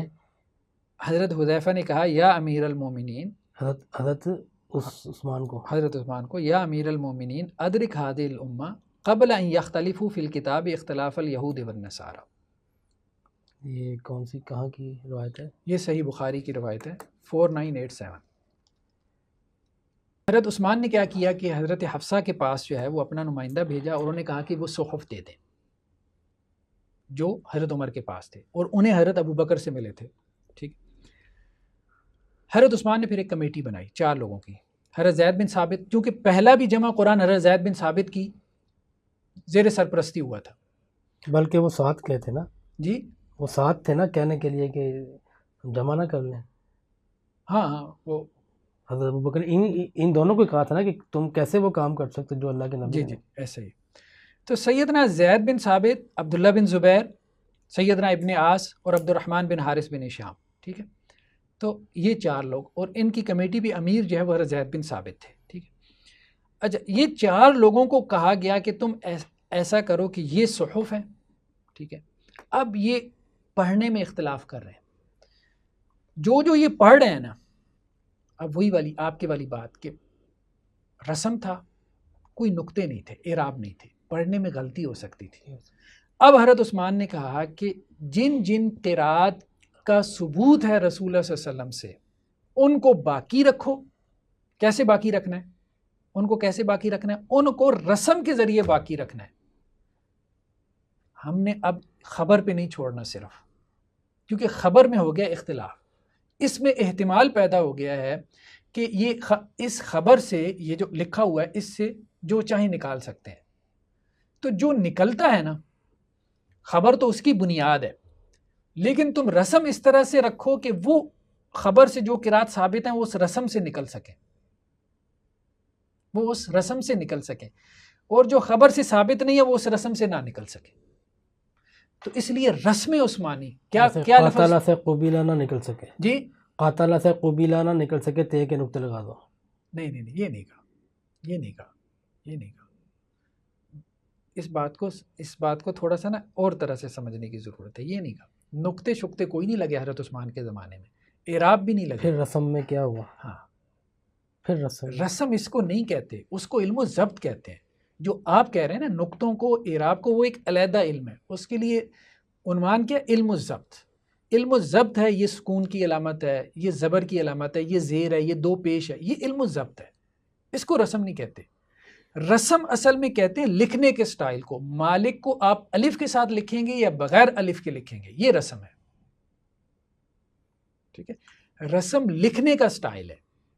یعنی اچھا لکھنے میں بھی فونٹ جیسے ٹائپ ہوتا ہے، فونٹ نہیں ہے، یہ فونٹ نہیں ہے، وہ رسم الگ چیز ہے. رسم اور چیز ہے، اسکرپٹ. تو تا اور با کو ڈسٹنگوش کیسے کیا ہوگا، قاف اور فا کو؟ نہیں وہ یہاں پہ اس لیے زیر بحث نہیں ہے کہ عرب اس سے واقف تھے.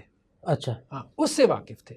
اصل بات یہ تھی کہ کچھ قرات ایسی تھی کہ جو وہ پڑھ رہے تھے وہ قرات شاذہ تھی، وہ عرضہ اخیرہ میں منسوخ ہو چکی تھی، ان کو رسم سے نکال دیا گیا. اچھا یہ اچھا اب ہم حدیث کی طرف ذرا آ جائیں. ابھی تو یہ اس کی تشریح کی بات ہو رہی تھی کہ یہ 4 لوگوں کی ڈیوٹی لگ گئی کہ ان صحف سے مصائف میں نقل کریں. ٹھیک ہے، الفاظ کیا ہیں؟ ٹھیک ہے، صحف سے، بالصحف ننسخها فی المصاحف. وہ صحف تھے، حضرت عثمان نے جو تیار کیا مصحف نہیں تھا، مصاحف، مصائف میں نقل کریں. 1 سے زائد مصحف تھے. اس میں البتہ اختلاف ہو گیا کہ وہ 5 تھے، 6 تھے، 7 تھے، 8 تھے، 9 تھے، وہ اختلاف ہو گیا، لیکن تھے مصائف. یہ صحیح روایت، یہ صحیح بخاری کی روایت اور اس معنی کی بہت ساری روایات ہیں کہ وہ مصائف تھے.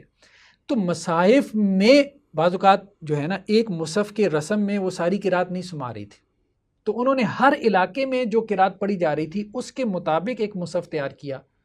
ٹھیک ہے، مصحف شامی تھا، شام کے علاقے کی قرات کے مطابق. مصحف بصری تھا، بصرہ کی قرات کے مطابق. مصحف مکی تھا، مکہ کی قرات کے مطابق. مصحف مدینہ تھا، مدینہ کی قرات کے مطابق. ٹھیک ہے، مصحف کوفی تھا، کوفہ کی قرات کے مطابق.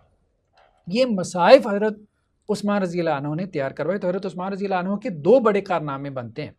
ایک تو رسم پہ، اس لیے اب یہ اصطلاح بہت عام ہے، رسم عثمانی. رسم عثمانی ہم نے کہا تھا نا، قرآن میں بعد میں آ کے شرط لگا دی کہ رسم عثمانی کے مطابق ہو وہ قرات، کیونکہ بہت ساری قرات رسم عثمانی کے مطابق نہیں ہے. مصاحف عثمانیہ میں سے کسی ایک مصحف کے رسم کے مطابق بھی نہیں ہے. تو انہوں نے اس کو خارج کر دیا، ایکسکلوڈ کر دیا کہ حضرت عثمان کے رسم میں جس قرات کی گنجائش نہیں، ہم اس کو نہیں مانیں گے، بھلے وہ صحت سند سے ثابت بھی ہو. اچھا انہوں نے یہ بھی کہا صحت سند سے ثابت بھی ہو. اب جیسے صحیح بخاری کی یہ روایت وذکر والانثیٰ یہ آئی تھی نا پہلے، قرآن اس کو نہیں مانتے، صحیح بخاری کی روایت ہے، اس کو قرات نہیں مانتے.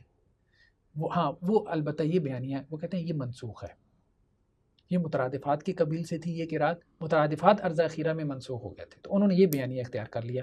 یعنی جھٹلایا نہیں ہے کہ ایسا نہیں تھا. اب تیسری قسم تیسری کر کے پھر آگے چلتے ہیں. یہ تیسری قسم کی روایت ہو گئی نا. چوتھی قسم کی بھی روایات ہیں. ٹھیک ہے، اچھا یہ تیسری قسم کی بھی جو روایات ہیں نا، ان میں ابن شہاب زہری آتے ہیں. دوسری اور تیسری قسم میں بھی ابن شہاب زہری آتے ہیں. ٹھیک ہے، لیکن ساریوں میں ایسا نہیں ہے. وہی بات تیسری قسم میں بیسیکلی کیا چیز ہے؟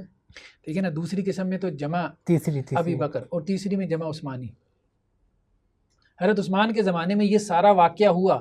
ہم نے کہا تھا نا یہ واقعہ کہ جمع و تدوین قرآن اس طرح سے ہوئی ہے، یہ اجماعی علم ہے بھائی، یہ اجماعی علم ہے. اس علم کو امام شافعی یہ کہتے تھے کہ جو نسل در نسل منتقل ہوتا ہے. اچھا اب آپ کو میں ایک اور بات کہتا ہوں، یہاں ایک گہری بات کرنے لگا ہوں. دین ہمارے نزدیک ثابت نہیں ہوتا اجماع اور قولی تواتر سے، خبر سے ہی ثابت ہوتا ہے. ٹھیک، لیکن یہ بات ہم ضرور کہتے ہیں کہ کچھ علم اجماع اور تواتر سے منقول ہوتا ہے. یہ بات ٹھیک ہے، دین کے ثبوت کے لیے اس کو کرائیٹیریا نہ بنائیں. دین ثابت خبر سے ہوتا ہے، صحت سند، وہ قرآن کی ہو سنت کی. لیکن دین جو ہے نا، دین یا دین کے بنیادی تصورات، یہ اصل میں امام شافعی کا کانسیپٹ تھا کہ دین کے بنیادی تصورات سے مراد دین نہیں، دین کا کانٹینٹ نہیں، دین کا فہم، دین کو جو انڈرسٹینڈ کیا اللہ کے رسول نے اور صحابہ نے، مذہبی فکر. ہاں مذہبی فکر. اب یہ جملہ آپ نے اچھا بولا، اچھا لقمہ دیا آپ نے، مجھے پسند آیا. یہ اجماع اور قولی تواتر سے نقل ہوتا ہے بھائی. پوری امت صحابہ کے دور سے یہ چیز، یہ علم، دین کا یہ علم، یہ دین کی انڈرسٹینڈنگ کہنا چاہیے، یہ دین کا کانٹینٹ نہیں ہے.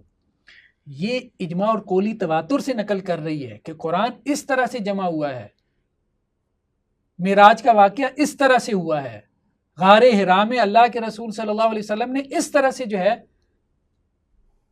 وہ جا کے عبادت کی ہے. یہ سارا علم جو ہے اجماع اور قولی تواتر سے. امام شافعی کا کانسیپٹ اصل میں یہ تھا اجماع اور قولی تواتر کا، یا نقل الکافہ عن الکافہ کا.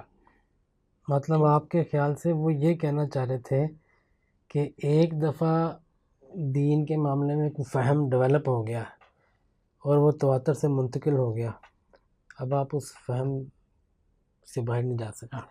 اس پہ اجماع ہو گیا اور وہ تواتر سے منقول ہو گیا. اس لیے امام شافعی نے جو مثالیں دی تھی نا، میں نے آپ کو اس وقت بھی کہا تھا، وہ یہ کہتے تھے کہ یہ چیزیں قرآن میں منصوص ہیں، ثابت وہ قرآن سے ہوا ہے، وہ چیز بطور دین ثابت قرآن سے ہوئی ہے.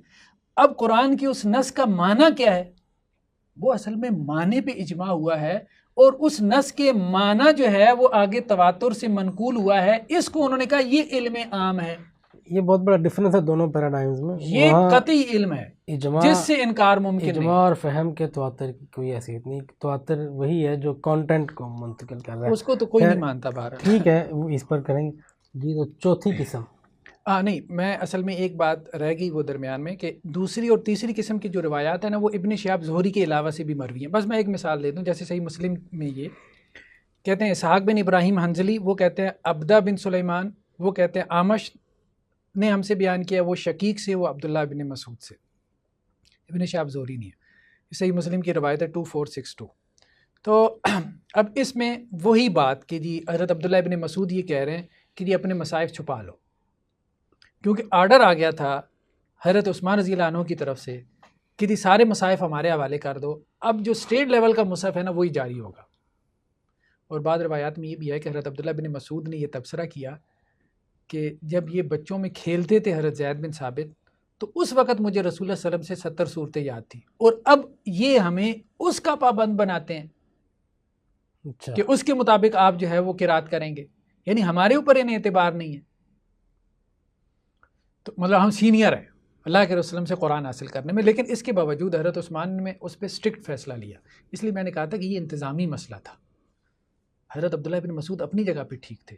حضرت عبداللہ بن مسعود کی وہ قرات ہے صحیح بخاری کی وذکر والانثیٰ، ٹھیک ہے، تو وہ اپنی جگہ پہ ٹھیک تھے. لیکن یہ ہے کہ یہ انتظامی مسئلہ تھا. انتظامی طور پہ انہیں پابندی قبول کرنی چاہیے تھی، اور بعد میں انہوں نے قبول کر بھی لی. شروع میں انہوں نے اپنے شاگردوں کو کہا کہ مصائف چھپا لو، یہ اس چھپانے کا آخرت میں اجر ملے گا. اس طرح سے انہوں نے بات کی. خیر بہرحال چوتھی قسم کی روایات جو ہے نا وہ ہیں کہ جن کے بارے میں ہم نے کہا کہ جن میں متعین طور پہ قرات کا ذکر ہے. جیسے اب یہ ایک مضمون ہے، اس کا حوالہ پہلے بھی گزرا ہے، اس کے علاوہ بھی بہت ساری ہیں. یہ رشد کے شمارے میں جو ان کا قرات نمبر ہے اس کا حصہ سوم ہے. اس میں احادیث مبارکہ میں روایت حفظ کے علاوہ دیگر متواتر روایات یا قرات، ٹھیک ہے، یہ اس کا ٹائٹل ہے حافظ محمد عمر فاروقی صاحب کا. یہ مضمون ہے رشد کے قرات نمبر 3 میں. اس میں انہوں نے 279 روایات بیان کی ہیں، آثار صحابہ اکرام سے، اللہ کے رسول صلی اللہ علیہ وسلم سے. تو یہ بخاری، مسلم، آپ دیکھ لیں، یہ ساری، خیر اسکرین پہ میں اس کو اسکرول کر رہا ہوں، ٹھیک ہے. تو یہ بخاری میں ہیں، اور اسی طرح سے یہ بخاری کے حوالے چل رہے ہیں. یہ تقریباً جو ہے نا ابھی یہ میرے سامنے جو آ رہا ہے 141 تک یہ بخاری کی روایات چل رہی ہیں، ٹھیک ہے. اور اس کے بعد آپ چلیں یہ 182 تک تو صرف بخاری کی آ گئی. یہ وہ ہیں جس میں روایات قرات کا ذکر ہے باقاعدہ. ہاں باقاعدہ ذکر ہے. یہ الفاظ آگے لکھی ہوئی ہیں, ٹھیک ہے, الفاظ آگے لکھی ہوئی ہیں کہ اس طرح سے پڑھا ہے, اور یہ حفظ کے علاوہ فلاں فلاں نے پڑھا ہے. ہر امام کا نام بھی لکھا ہوا ہے, ٹھیک ہے. جیسے نبغی, اس کو نبغے بغیر یا نبغے کس نے پڑھا ہے؟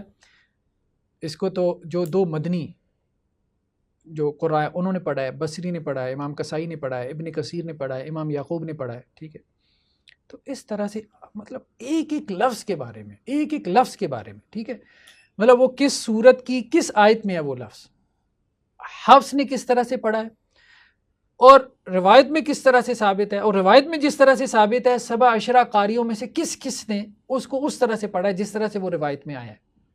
یہ پورا جو ہے آپ مضمون اس کو دیکھیں. آپ یہ میں کہوں گا آپ کو کہ یہ آپ دیکھیں, ٹھیک ہے. مثال کے طور پہ سورہ مریم کے اندر جو ہے نا اوتیہ جو ہے اتیہ, ٹھیک ہے, دونوں طرح سے پڑھا گیا ہے, ٹھیک ہے.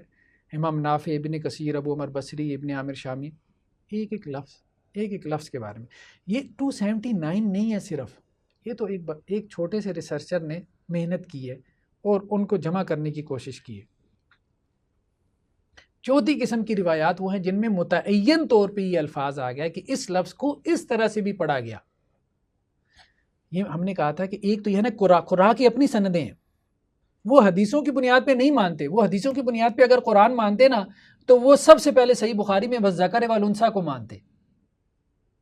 انہوں نے حدیثوں کی بنیاد پہ قرآن نہیں مانا. ان کے نزدیک جو ہے حدیث کوئی بنیاد نہیں ہے قرآن کے ثبوت کی, ٹھیک ہے.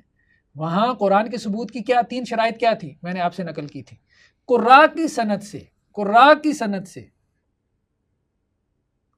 وہ قرات ثابت ہو, دوسرا رسم عثمانی کے موافق ہو, تیسرا قواعد اللغۃ عربیہ میں سے کسی لغت کے موافق ہو. یہ تو ایک سپورٹنگ دلیل ہے کہ وہی باتیں محدثین نے بھی نقل کر دی ہیں ایک دوسرے سبجیکٹ میں, ایک دوسرے فیلڈ کے اندر. اس کی ایکسپرٹس نے بھی وہ ان باتوں کی تصدیق کر دی جو قراء کر رہے تھے. وہ ان کی وجہ سے نہیں کر رہے تھے, نہ ان کی وجہ سے مان رہے تھے, انہیں اپنی سندوں پہ اعتماد ہے. وہ آج اپنی سندیں پوری رسول اللہ صلی اللہ علیہ وسلم تک پہنچا کے بیٹھے ہیں. ان کی سندیں اگر آپ دیکھیں, وہ نشر آپ اٹھا کے دیکھیں, سندوں سے بھری پڑی ہے, اللہ کے رسول صلی اللہ علیہ وسلم تک. ایک ایک قاری کی پتہ نہیں کیسی کتنی بیسیوں سندیں ہیں. تو چوتھی قسم کی روایات جو ہے نا یہ ہے.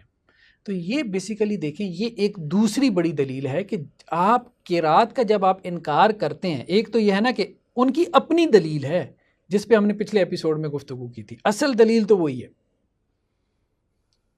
کہ قرات ان کے نزدیک کیا ہے, ان کی اپنی سند سے, وہ سند جس کو تلقی بالقبول حاصل ہے, وہ سند جو ائمہ قرات کے بعد سندن متواتر ہے, وہ سند جو ائمہ قرات سے پہلے جو ہے وہ صحت سند سے ثابت ہے, رسم عثمانی کے موافق ہے, قواعد اللغۃ عربیہ کے موافق ہے, اور پھر وہ قرات جن کو پبلکلی قولی تواتر حاصل رہا ہے تاریخی اعتبار سے, اور تاریخی مصادر اس کے اوپر جو ہے وہ وٹنس ہیں, گواہ ہیں, ٹھیک ہے. ہر دور کے تاریخی مصادر اور کتابیں, وہ ان کی پہلی دلیل ہے. دوسری دلیل وہ روایات ہے. یہ ساری روایات احادیث ہے, یعنی ان کے ڈسپلن سے باہر سے بھی ان کو دلیل مل گئی. ایک تو ان کی ود ان ڈسپلن دلیل ہے, ڈسپلن سے باہر سے حدیث کے ڈسپلن سے دلیل کھڑی ہو گئی. 4 قسم کی روایات جیسے میں نے آپ کو بیان کی, اور بھی نکالی جا سکتی ہیں, ابھی تو اس پہ بڑی لمبی چوڑی, لیکن یہ ہے کہ روایات ہیں, بہت ہیں, کثرت سے. آپ کو ان کی بھی ایک تو پورا اس کا بھی انکار کرنا پڑتا ہے اور اس کا بھی انکار کرنا پڑتا ہے. یہ 4 قسمیں جو ہے نا روایات کی, جو 4 ٹائپس ہیں, یہ ابن شہاب زہری پہ صرف ان کا دار و مدار نہیں ہے. جیسے آخری قسم کے بارے میں ہم نے کہا, حضرت عثمان والا واقعہ اتنا معروف ہے, یہ کتاب المصائف ہے ابن ابی داؤد کی. اس میں یہ روایت اب آپ دیکھیں کہ حضرت عثمان رضی اللہ عنہ نے باقی مصائف جلوا دیے تھے. اس سے پہلے صحیح مسلم کی روایت ہم نے ایک پیش کی ہے, ٹھیک ہے. اب یہ محقق نے اس کی سند کو صحیح کہا ہے. تو اب کہنے کا مقصد یہ ہے کہ روایات بہت زیادہ ہیں. اچھا, وہ جو جلوائے تھے ان میں کیا تھا, کیوں جلوائے؟ وہ اس لیے کہ وہ یہ کہتے تھے کہ اب یہ اسٹیٹ لیول پہ مصائف ہم نے جاری کیے ہیں, اپنے مصائف اس کے مطابق کر لو. سب کو حکم دیا گیا, اس سے پہلے پہلے جو مصاحف تھے وہ انڈیویجول تھے. نہیں تو وہ جو جلائے گئے ان کو بھی تو مطابق کیا جا سکتا تھا کہ نہیں؟ ان کو ہاں ان کو مطابق کیا جا سکتا تھا، لیکن اصل مسئلہ یہ تھا کہ کچھ لوگ اس پہ تیار نہیں تھے. جیسے میں نے آپ کو کہا حضرت عبداللہ بن مسعود وہ یہ کہتے تھے کہ یہ سارا کام ہوا حضرت زید بن ثابت کی سرپرستی میں، ہم نے یہ سب کچھ اللہ کے رسول سے براہ راست لیا ہے. ہم 70 صورتیں اللہ کے رسول سے براہ راست لے چکے تھے، جبکہ حضرت زید بن ثابت اس وقت بچوں میں کھیلتے تھے. ٹھیک ہے، سینئر صحابہ تھے نا، ان کو مجبور کرنا مشکل تھا. بات پھر وہی ہم نے کہا اس مقدمے کو ہماری بات سنیں آپ، صحت سند سے قرآن ثابت ہوتا ہے. یہ صحابہ نے اس وقت حضرت عثمان کے سامنے ڈٹ کے یہ بات کہہ دی، ہم نے اللہ کے رسول صلی اللہ علیہ وسلم سے سنا ہے، آپ نے جو کام کروا لیا وہ بھی صحابہ سے کروایا، آپ کے کام کی وجہ سے ہم اللہ کے رسول سے سنا ہوا چھوڑ نہیں سکتے. ہاں انتظامی طور پہ حضرت عثمان رضی اللہ عنہ نے ان کو پابند کروایا تھا، اس کے ہم قائل ہیں کہ یہ پابندی ہو سکتی ہے، انتظامی طور پہ پابند کیا جا سکتا ہے. یعنی کہ جو لوگ ڈٹ گئے تھے جی ان کے نسخے جلائے گئے تھے؟ نہیں، اس کے علاوہ کے بھی نسخے جلائے گئے تھے، کیونکہ اب ظاہری بات ہے اب دیکھیں کہ ایک چیز لکھی ہوئی ہے نا، جب وہ رسم عثمانی کے مطابق نہیں ہے جس پہ اجماع ہو گیا تو اب وہ نسخے جلوائے گئے سب کے. اچھا کچھ نسخے ان میں سے پھر بھی امکان ہے کہ لوگوں نے چھپا لی ہوں، ٹھیک ہے، حضرت عثمان تک نہ پہنچے ہوں. یہ مصاحف صنعاء کا جو قصہ ہے نا، یہ اگر آپ کبھی اس پہ دیکھیں نا، ابھی اشریہ میں ایک آرٹیکل پبلش ہوا ہے 2020 میں، پھر آپ کو یہ بات سمجھ میں آئے گی. یہ جو ابھی میں نے بات کہی ہے نا کہ امکان ہے کہ کچھ نسخے ان میں سے رہ گئے ہوں. یہ مصاحف صنعاء کا مسئلہ ایسا ہے نا کہ جو وہ آرٹیکل پڑھ لینا، اگر رہ گئے تو پھر مل بھی جائیں گے کہیں سے. وہ ملے ہیں، اس لیے تو میں کہہ رہا ہوں یہ مصاحف صنعاء کا مسئلہ یہی ہے، وہ ملے ہیں اور اس کی وجہ سے شور شرابہ پیدا ہو گیا ہے کہ قرآن محفوظ نہیں ہے، اور یہ بہت بڑی ایویڈنس بن گئی. اچھا وہ آرٹیکل ضرور پڑھیے گا، شریعہ کا 2020 میں، ابھی مجھے شمارے کا نمبر یاد نہیں ہے، لیکن اس سے آپ کو اندازہ ہوگا کہ وہ ایک دفعہ تو بندہ جو ہے نا ہل جاتا ہے، 1 صدی ہجری کے مصحف اور کیا کہہ رہے ہیں وہ. ٹھیک ہے، لیکن یہ ہے کہ وہ جو وہ کہہ رہا تھا نا، مستشرق جو کہہ رہا تھا وہ بیسیکلی مصحف تھا، اس کی جب کاربن ڈیٹنگ نکالی گئی نا وہ حضرت عثمان کے دور سے پہلے کے تھے کاربن ڈیٹنگ میں. ٹھیک ہے، حضرت عثمان کے دور سے پہلے کا مطلب یہ ہے کہ جمع عثمانی سے پہلے جب یہ سارا اختلاف تھا، وہ ساری بات ہم نے کہا کہ ایکسٹرنل ایویڈنس، سائنٹیفک ایویڈنس اتنے زیادہ ہیں کہ آپ اس ساری چیز کو کہانی نہیں کہہ سکتے، افسانہ نہیں قرار دے سکتے، پوری امت اس کے اوپر کھڑی ہے. جزاک اللہ ڈاکٹر صاحب. ابھی آج 3 میں سے ایک ٹاپک ہی ہم کور کر پائے، میزان فرقان والی بحث بھی ابھی باقی ہے جی، اور وہ سوالات والا مقدمہ بھی باقی. چلیں پھر ہم انشاءاللہ نیکسٹ ناظرین ایپیسوڈ سے اجازت لیتے ہیں، ایک ایپیسوڈ ہم اور کریں گے. ناظرین تو اس کے ساتھ ہی اس نشست سے ہمیں اجازت دیجیے. ہمارا خیال تو یہ تھا کہ آج ہم اس ٹاپک کو کلوز کریں گے، لیکن ابھی کچھ باتیں باقی ہیں، ہمیں آئندہ نشست میں بھی اسی موضوع کو لے کر چلنا ہوگا. تب تک کے لیے اجازت دیجیے. جزاک اللہ خیر. السلام علیکم ورحمۃ اللہ.